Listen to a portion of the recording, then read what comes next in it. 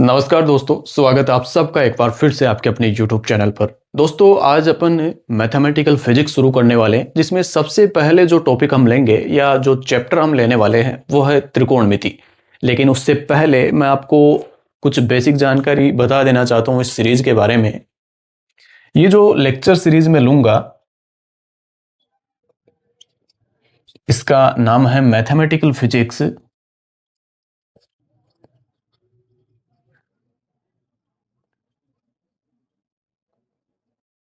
और इसमें हम मैथमेटिक्स के उन सभी टॉपिक्स को कवर करने वाले हैं जो फिजिक्स में काम आते रहते हैं। तो इसमें हम पढ़ेंगे, सबसे पहले तो इसका जो नाम है वो मैथमेटिकल फिजिक्स, इसे हिंदी में गणितीय भौतिकी कहा जाता है।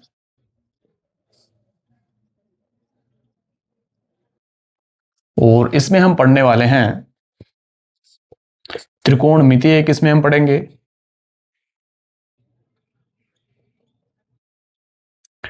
दूसरा अवकलन और समाकलन यहां पर हम पढ़ने वाले हैं।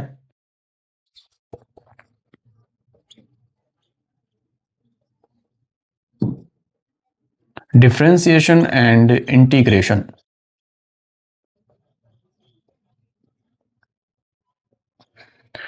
तीसरा टॉपिक हम इसमें लेंगे वेक्टर एंड स्केलर क्वांटिटीज। ये जो वेक्टर और स्केलर क्वांटिटीज हैं, ये कक्षा 11 की जो बुक है उसमें फिजिक्स की बुक में ही दिया हुआ है, लेकिन यदि हम उच्च कक्षाओं में इसे पढ़ते हैं तो ये मैथमेटिक्स का एक टॉपिक है, तो इसे हम यहीं पर पढ़ेंगे। और आगे मैथमेटिक्स के कई छोटे मोटे टॉपिक जो फिजिक्स में अक्सर काम आते रहते हैं वो यहाँ पर हम पढ़ेंगे, जैसे ग्राफ्स यहाँ पर हम पढ़ने वाले हैं, और कुछ और छोटे मोटे टॉपिक जो काम आते रहते हैं उनको भी हम यहीं पर डिस्कस करने वाले हैं। तो आज का ये लेक्चर जिसमें हम त्रिकोणमिति शुरू करने वाले हैं, और इसमें हम पढ़ेंगे आज कोण।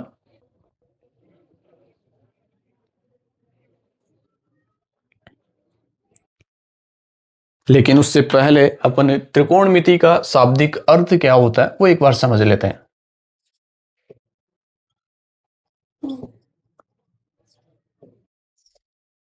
त्रिकोणमिति जो है वो तीन शब्दों से मिलकर बनी हुई है, ट्राइगोन और मेट्रॉन। ट्राई का मतलब होता है तीन, गोन का मतलब होता है कोना या फिर हम इसे बोल सकते हैं कोण, और एक इसका अर्थ लिया जाता है भुजा से, और मेट्रोन का मतलब होता है मापन। तो ट्राइगोनोमेट्री का जो अर्थ होगा उसका अर्थ होगा त्रिभुज की तीनों भुजाओं और कोणों का मापन।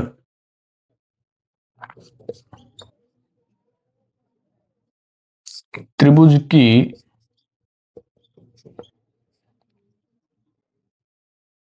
तीनों भुजाओं व कोणों का मापन। दूसरा, यहां पर त्रिभुज की भुजाओं और कोणों का मापन तो इसमें किया ही जाता है, बाकी भुजाओं और कोणों के बीच संबंधों का अध्ययन भी इसमें हम करते हैं, तो इसे भी अपन लिख लेते हैं एक बार। त्रिभुज की तीनों भुजाओं व कोणों का मापन तथा भुजाओं व कोणों के बीच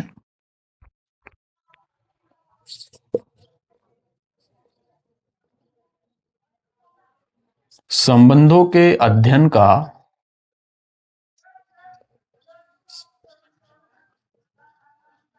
विज्ञान।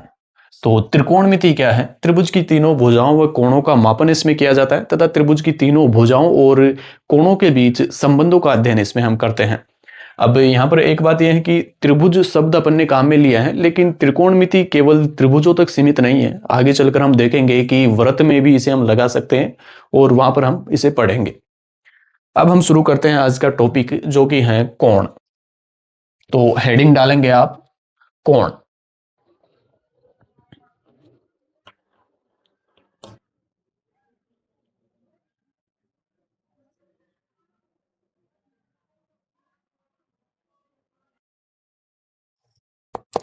कोण क्या होता है?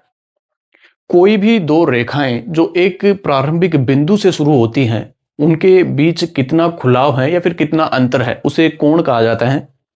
मान लेते हैं दो रेखाएं हैं, एक रेखा ओ ए और दूसरी रेखा जो इसी बिंदु ओ से शुरू हो रही है और कुछ इस प्रकार जा रही है। हालांकि रेखा शब्द काम में नहीं लेना चाहिए हमें, क्योंकि रेखा का मतलब है एक ऐसी सीधी लाइन जो अनंत से शुरू हो रही हो और अनंत तक ही जा रही हो, उसे रेखा कहा जाता है। जबकि हमने यहां पर कहा है कि वो बिंदु ओ से शुरू हो रही है, तो रेखा का मतलब है माइनस अनंत से प्लस अनंत तक जाने वाली कोई सीधी लाइन। दूसरा एक शब्द होता है रेखाखंड, जिसका मतलब है यदि इस रेखा को तोड़ दिया जाए तो वो रेखाखंड बन जाएगा। और इस रेखाखंड की क्या विशेषता होती है? निश्चित लंबाई होगी इसकी। यहां रेखा की लंबाई निश्चित नहीं होती है। और एक और वर्ड होता है जिसे किरण कहा जाता है, इंग्लिश में रे। और इसका मतलब है एक निश्चित बिंदु से शुरू होगी ये और अनंत तक जाएगी। तो यहां पर जो शब्द अपन काम में लेंगे वो किरण शब्द काम में लेंगे या फिर रे। तो कोई भी दो किरणें जो एक बिंदु से शुरू होकर जा रही हो, तो उनके बीच जो खुलाव होता है, जो अंतर होता है, और इसकी मैं बात कर रहा हूं यहां पर, ये जो अंतर होगा इनके बीच का, इसे कोण कहा जाता है। कोण या एंगल। तो कोई दो किरणें होगी जो एक बिंदु से शुरू होगी और उनके बीच का जो अंतर होगा, तब उस अंतर को कोण कहा जाता है। तो इसकी डेफिनेशन हम इस तरह से लिख सकते हैं,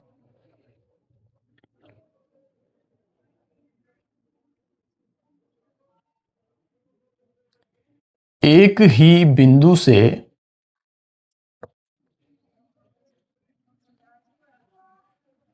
शुरू होने वाली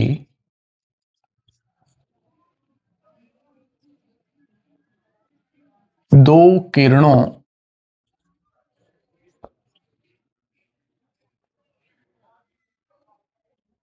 के बीच का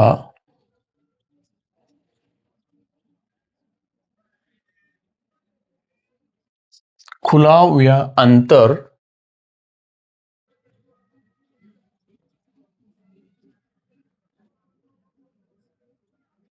कोण कहलाता है।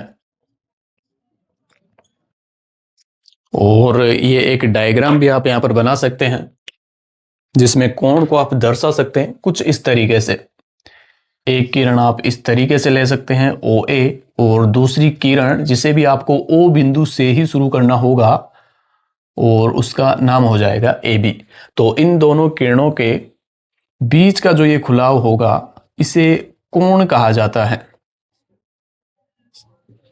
और इनका जो प्रारंभिक बिंदु होता है, उभयनिष्ठ बिंदु, प्रारंभिक उभयनिष्ठ बिंदु, इसे शीर्ष कहा जाता है।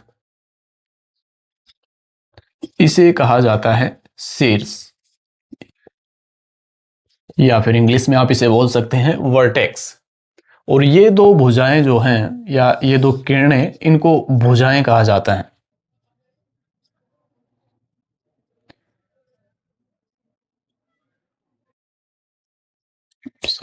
तो कोण क्या होता है? दो किरणों के बीच का खुलाव या अंतर, और वो दोनों किरणें एक ही बिंदु से शुरू होनी चाहिए और उस बिंदु को उभयनिष्ठ प्रारंभिक बिंदु कहा जाता है। अब कोण के प्रकार क्या हैं? यहां पर हम धनात्मक और ऋणात्मक कोण यहां पर पढ़ने वाले हैं। हम धनात्मक और ऋणात्मक कोण।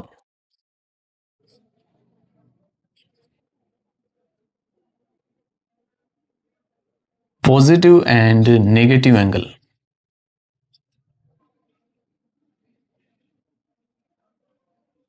यदि आपने ध्यान दिया हो तो कोण को हम दो दिशाओं में माप सकते हैं। यहां पर इस कोण को हम इस डायरेक्शन में भी माप सकते थे या फिर इस डायरेक्शन में भी माप सकते थे। तो इस आधार पर कोण को दो प्रकारों में बांटा गया है, या फिर कोण दो प्रकार के होते हैं, धनात्मक कोण या ऋणात्मक कोण। अब धनात्मक कोण क्या होता है और ऋणात्मक कोण किसे कहते हैं, वो एक बार हम समझ लेते हैं। मान लेते हैं कोई किरण है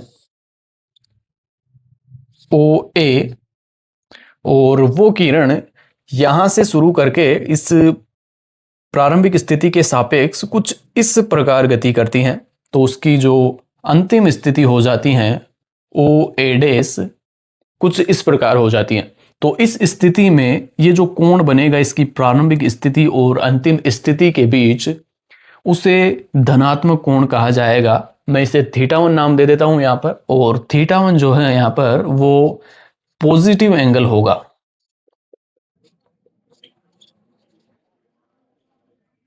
पॉजिटिव एंगल, और पॉजिटिव एंगल क्या होता है यहां से हम लिख सकते हैं, एंटी क्लॉकवाइज डायरेक्शन में मापे गए कोण पॉजिटिव कोण होते हैं। और इसके पीछे का कोई कारण नहीं है, कोई लॉजिक नहीं है कि इस दिशा में मापे गए कोण ही पॉजिटिव क्यों होते हैं।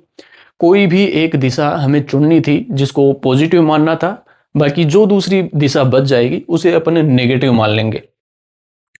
तो यहां पर थीटा 1 जो कोण है वो पॉजिटिव कोण है, और ये जो डायरेक्शन है वो एंटी क्लॉकवाइज है।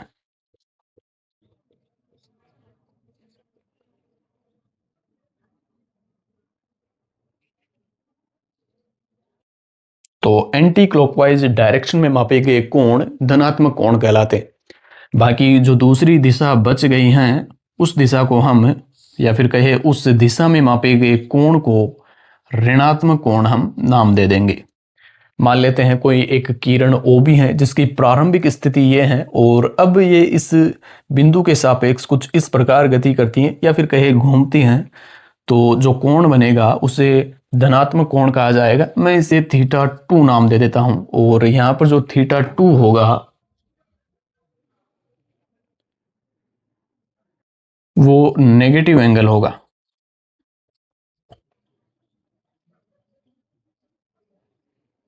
और ये जो कोण मापा गया है वो क्लॉकवाइज डायरेक्शन में मापा गया है।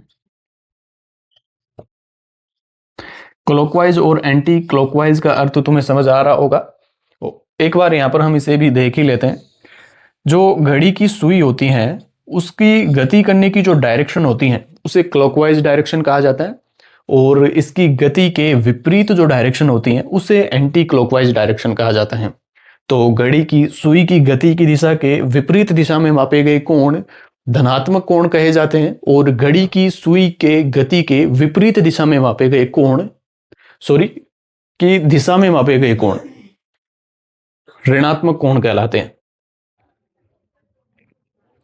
तो यहां पर हम इस बात को लिख लेते हैं,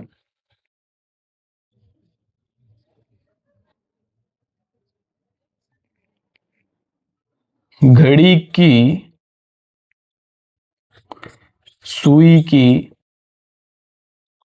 गति की दिशा में, घड़ी की सुई की गति की दिशा जिसे अपन क्लॉकवाइज कहते हैं,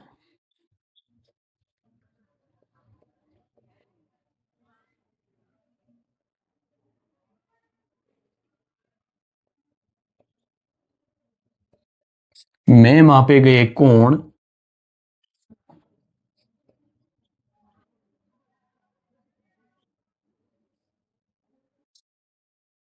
ऋणात्मक कोण, जबकि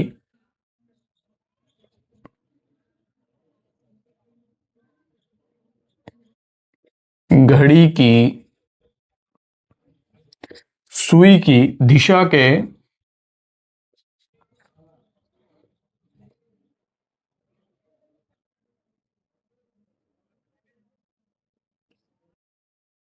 विपरीत दिशा में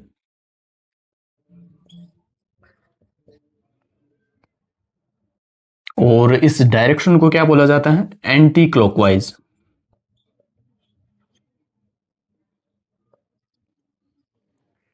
घड़ी की सुई की दिशा के विपरीत दिशा में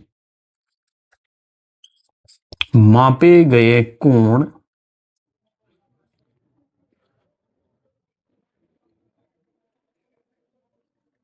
धनात्मक कोण कहलाते हैं या फिर माने जाते हैं।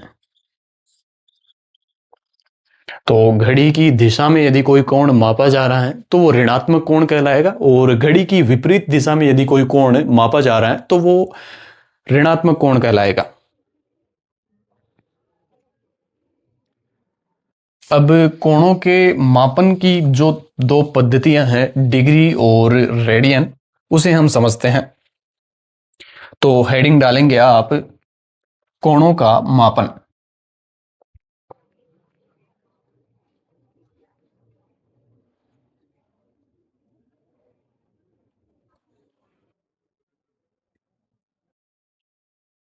कोणों का मापन।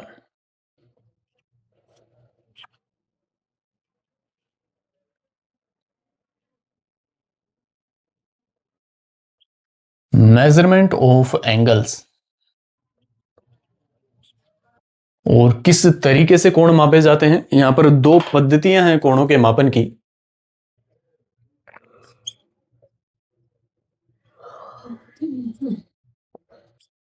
दो पद्धतियां या फिर प्रणालियां हम इसे कह सकते हैं। और कौन सी वो दो प्रणालियां हैं? पहली जो प्रणाली है वो है डिग्री प्रणाली,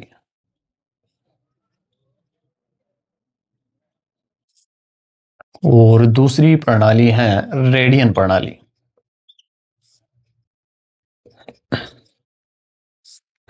और अब आप हेडिंग डालेंगे डिग्री प्रणाली।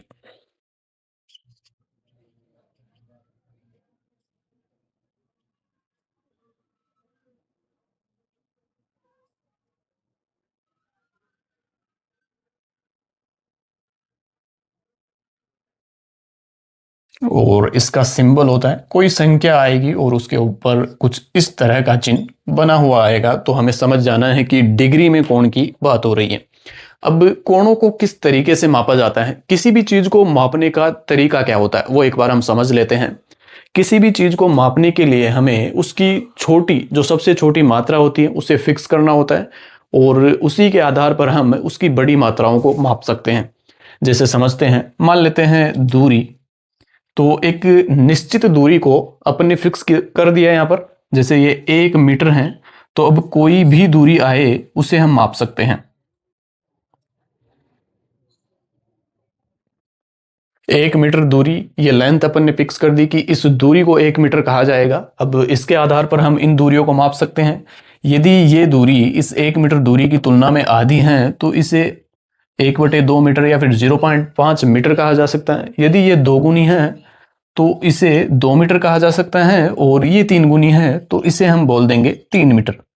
तो यदि हमें 1 मीटर का पता है कि 1 मीटर दूरी कितनी होती है, तो कितनी भी बड़ी दूरी हमारे पास आ जाए हम उसे माप सकते हैं। इसी तरह से द्रव्यमान, एक निश्चित द्रव्यमान को हमने 1 केजी द्रव्यमान बोल दिया। अब कोई भी द्रव्यमान हमें मिले, हम इस 1 केजी द्रव्यमान से उसकी तुलना करके हम उस द्रव्यमान के बारे में बता सकते हैं कि उसका द्रव्यमान कितना है। और यही मेथड हम यहां पर काम में लेंगे। डिग्री में हम 1 डिग्री की परिभाषा लिखेंगे कि 1 डिग्री कोण किसे कहा जाता है, और उस 1 डिग्री के आधार पर हम जो भी बड़े कोण होंगे उनको माप सकते हैं। तो 1 डिग्री क्या होता है उसे एक बार हम समझते हैं। मान लेते हैं ये कोई एक किरण है ओ ए, और इसकी प्रारंभिक स्थिति कुछ इस प्रकार है। अब ये किरण क्या करती हैं, अपनी इस प्रारंभिक स्थिति से शुरू होकर एक पूरा चक्कर लगाती हैं इस वृत्ताकार पथ से होते हुए, कुछ इस तरह से।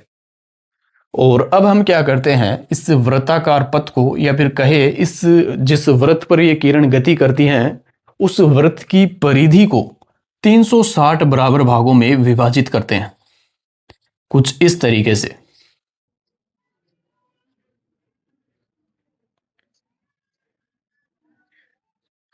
360 भागों में ही विभाजित करना है, और बराबर बराबर भागों में विभाजित करना है। और ऐसा करने पर जो एक भाग होगा, जैसे मान लेते हैं यदि हम इस भाग की बात करें, तो इस भाग द्वारा इस वृत्त के केंद्र पर बनाया गया कोण ये जो कोण होगा वो 1 डिग्री कहलाएगा।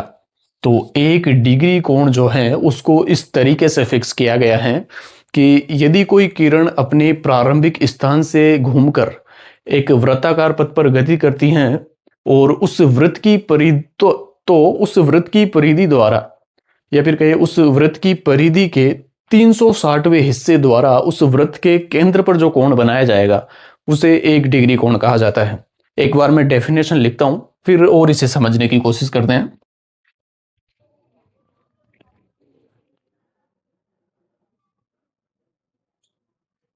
1 डिग्री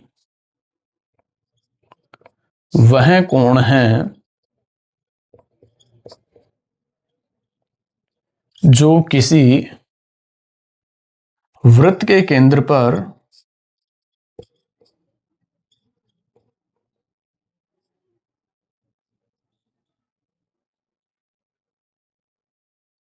तब बनता है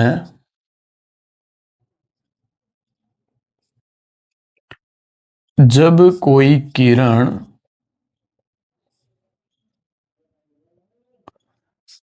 अपने प्रारंभिक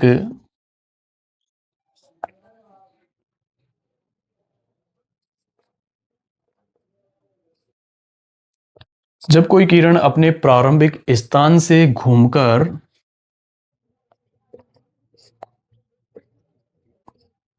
उस वृत्त की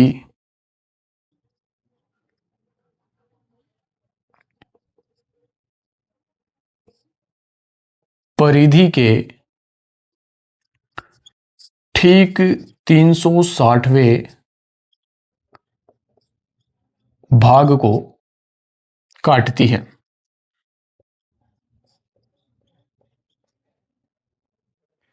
1 डिग्री वह कोण है जो किसी वृत्त के केंद्र पर तब बनता है जब कोई किरण अपने प्रारंभिक स्थान से घूमकर उस वृत्त की परिधि के ठीक 360वें हिस्से को काटती है।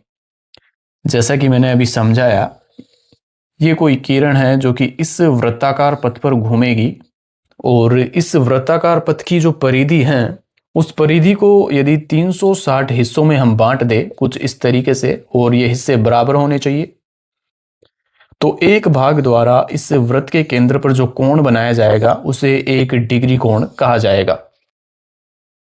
अब 360 हिस्से ही क्यों किए गए, इसका कारण ये है कि जो त्रिकोणमिति का सबसे पहले जो यूज किया गया वो प्राचीन मिस्र और बेबीलोन में किया गया था। वहां के जो लोग थे वो 60 आधारित गिनती करते थे।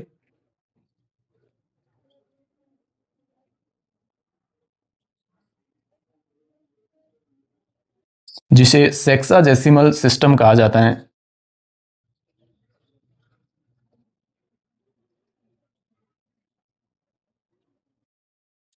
तो वहां के लोग 60 आधारित गिनती करते थे। जैसे हम जो गिनती करते हैं वो डेसिमल सिस्टम है जिसमें 10 अंक हम यूज में लेते हैं 0 से लेकर 9 तक के। ये 60 आधारित गिनती करते थे। हालांकि अंक ये दो ही यूज में लेते थे। एक तो कुछ इस तरीके का अंक होता है जिसका मतलब होता है 1 और एक शायद कुछ इस तरीके का अंक है जिसका मतलब 10 होता है और इन्हीं को यूज में करते हुए वो किसी भी संख्या को लिखते थे। और क्योंकि 360 जो है वो 60 का एक गुणज है, यदि हम यहाँ पर 60 इंटू 6 करते हैं तो हमें मिलेगा 360। तो ये एक रैंडम नंबर उन्होंने चुना था जो कि आज भी चलता आ रहा है। या फिर दूसरा कारण इसका दिया जाता है जो 360 डिग्री है वो कई संख्याओं से आसानी से विभाजित हो जाता है। तो एक वृत्त के कई हिस्से हम कर सकते हैं। इस वजह से 360 डिग्री या फिर कहे 360 के नंबर को चुना गया था।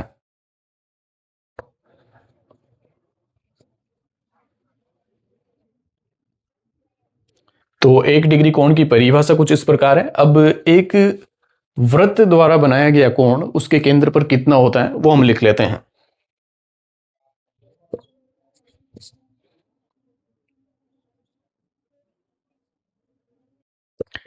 एक वृत्त की परिधि द्वारा उस वृत्त के केंद्र पर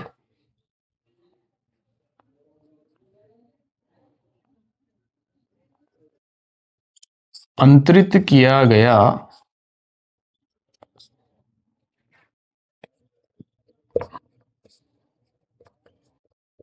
कुल कोण, और वो हो जाएगा 360 डिग्री। क्योंकि ये अभी अपन ने 360 हिस्से किए थे, तब एक हिस्से द्वारा बनाया गया कोण 1 डिग्री था। तो पूरे वृत्त की यदि हम बात करेंगे तो 360 हिस्से होंगे वो, और 360 हिस्सों द्वारा बनाया गया कोण 360 डिग्री होगा। तो यहां पर आप लिखेंगे एक पूर्ण चक्र, और इस पूर्ण चक्र में जो कोण बनता है वो 360 डिग्री होता है। अब 1 डिग्री जो कोण है वो एक बड़ा कोण है, तो हम इसे उप इकाइयों में बांटते हैं। दो इसकी उप इकाइयां हैं, मिनट और सेकंड। 1 डिग्री एक बड़ा कोण है,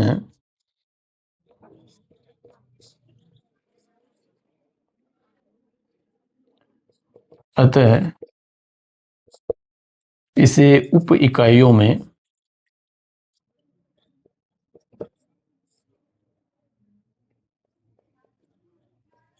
मिनट व सेकंड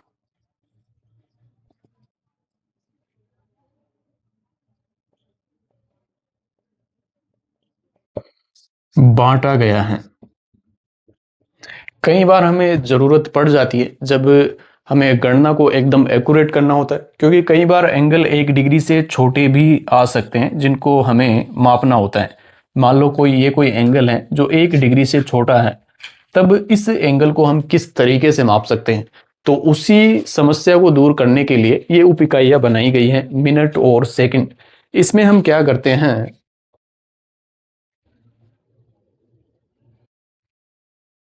ये जो 1 डिग्री था, थोड़ा बड़ा मैं इसे बना देता हूं। ये जो 1 डिग्री है, इस 1 डिग्री कोण को 60 हिस्सों में बांटा जाता है, बराबर बराबर 60 हिस्सों में, कुछ इस तरीके से। ये 60 हिस्से किए जाते हैं इसके, और तब एक हिस्से द्वारा बनाया गया कोण, ये जो कोण होगा इस एक हिस्से द्वारा बनाया गया कोण, ये कोण 1 मिनट कहलाएगा। और इसे हम लिख सकते हैं इस प्रकार। और सेम इसी तरीके से ये जो 1 मिनट कोण है, इसके भी 60 हिस्से किए जाते हैं, और उस स्थिति में एक हिस्से द्वारा बनाया गया कोण 1 सेकंड कहलाता है। तो दो उप इकाई अपन ने लिखी। पहली उप इकाई है मिनट, और दूसरी उप इकाई है सेकंड।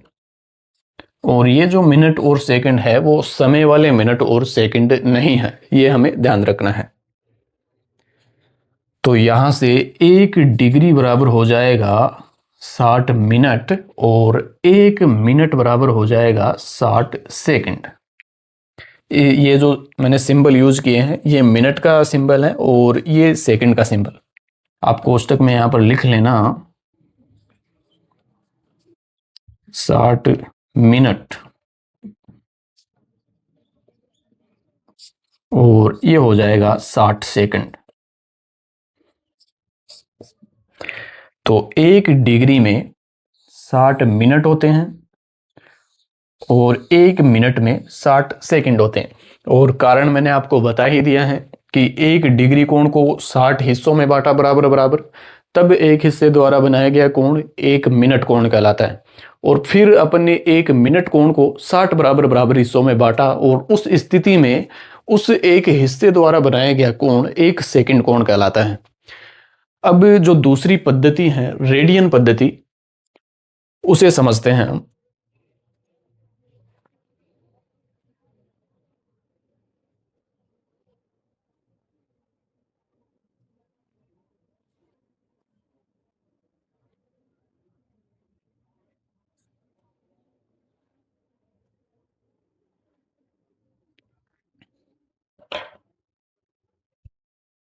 दूसरी प्रणाली है हमारे पास रेडियन प्रणाली।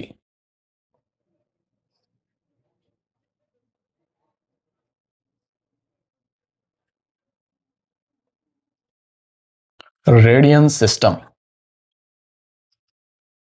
और इसका सिंबल होता है कुछ इस प्रकार, छोटा सी लिखा जाता है संख्या के ऊपर।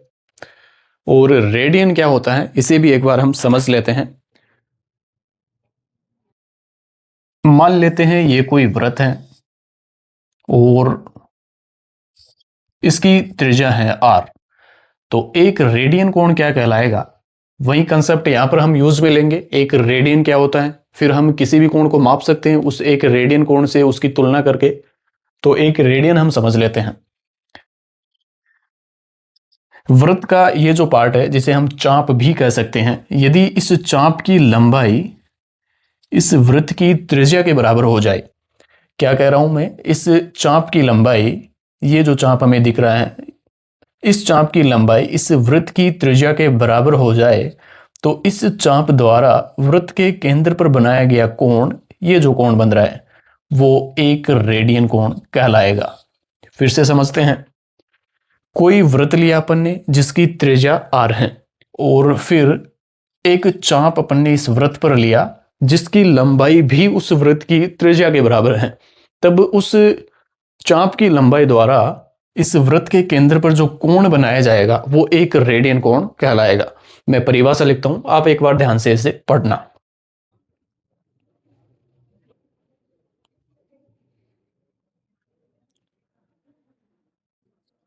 एक रेडियन वह कोण है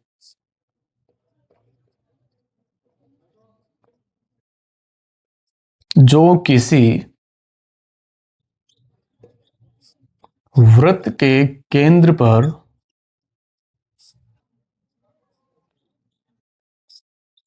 तब बनता है। एक रेडियन वह कोण है जो किसी वृत्त के केंद्र पर तब बनता है जब उस कोण द्वारा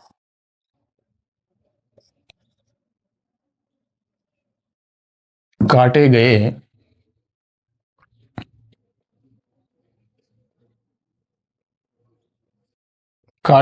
चाप की लंबाई उस वृत्त की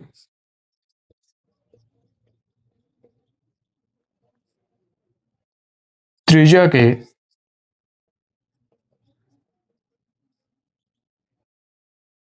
बराबर होती है। तो एक डिग्री वह कोण है जो किसी वृत्त के केंद्र पर तब बनता है जब उस चाप द्वारा, या फिर कहिए उस कोण द्वारा काटे गए चाप की जो लंबाई है उसके द्वारा उस वृत्त के केंद्र पर जो कोण अंतरित किया जाता है, सॉरी, एक रेडियन वह कोण है जो किसी वृत्त के केंद्र पर तब बनता है जब उस कोण द्वारा काटे गए चाप की लंबाई उस वृत्त की त्रिज्या के बराबर होती है। यहां पर हमने इसे समझा भी है।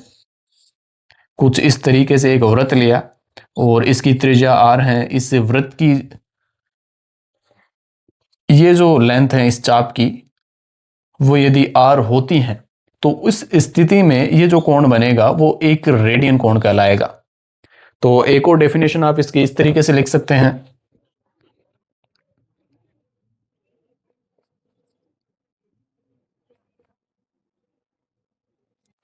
r त्रिज्या के वृत्त में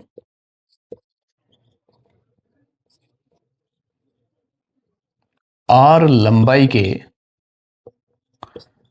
चाप द्वारा उस वृत्त के केंद्र पर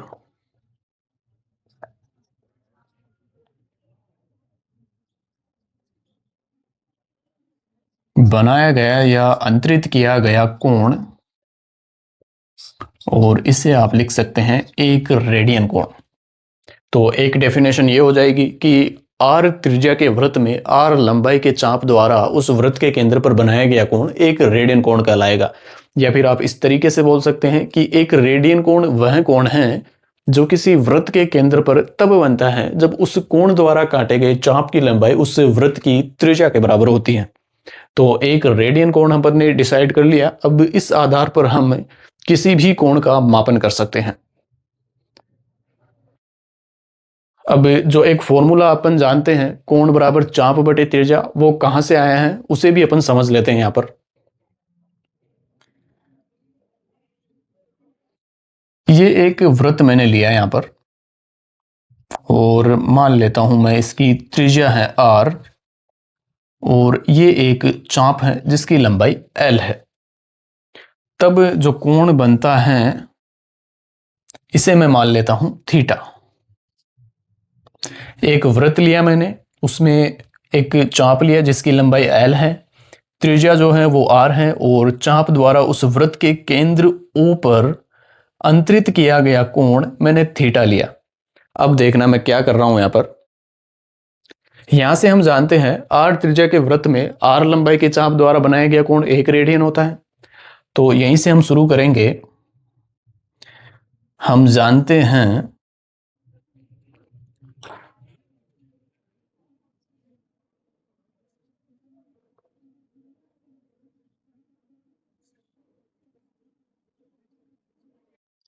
r त्रिज्या के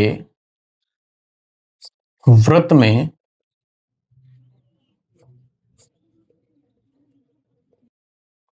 r लंबाई के चाप द्वारा बनाया गया कोण और ये होता है 1 रेडियन कोण। तो मैं जानना चाहता हूं r त्रिज्या के वृत्त में इकाई लंबाई के चाप द्वारा बनाया गया कोण क्या होगा। तो वो हो जाएगा 1/r और ये सिंबल रेडियन का। तो r त्रिज्या के वृत्त में इकाई लंबाई के चाप द्वारा बनाया गया कोण 1/r रेडियन हो जाएगा। और यहां से हम लिख सकते हैं r त्रिज्या के वृत्त में l लंबाई, क्योंकि यहां पर अपने चाप की लंबाई l ली है और इस l लंबाई के चाप द्वारा इस वृत्त के केंद्र पर कितना कोण अंतरित किया जाएगा वो हम जानना चाहते हैं। तो r त्रिज्या के वृत्त में l लंबाई के चाप द्वारा बनाया गया कोण वो हो जाएगा 1/r इंटू l रेडियन, जिसे हम बोल सकते हैं l/r रेडियन।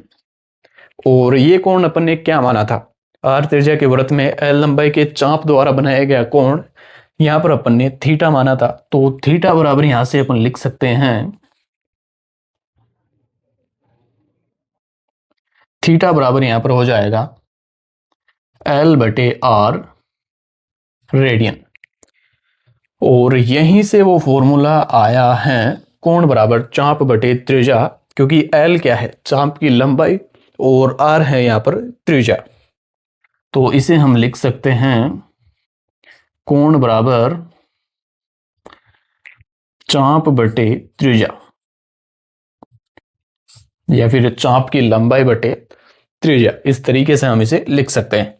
तो ये फॉर्मूला हमें ध्यान में रखना है। जो एंगल होता है वो आर्क लेंथ बटे रेडियस होता है। तो आज का लेक्चर हम यहीं पर समाप्त करते हैं। मुझे उम्मीद है आपको ये समझ आया होगा। अगले लेक्चर में हम डिग्री कोण को रेडियन कोण में बदलना और रेडियन कोण को डिग्री कोण में बदलना सीखेंगे। ठीक है, धन्यवाद।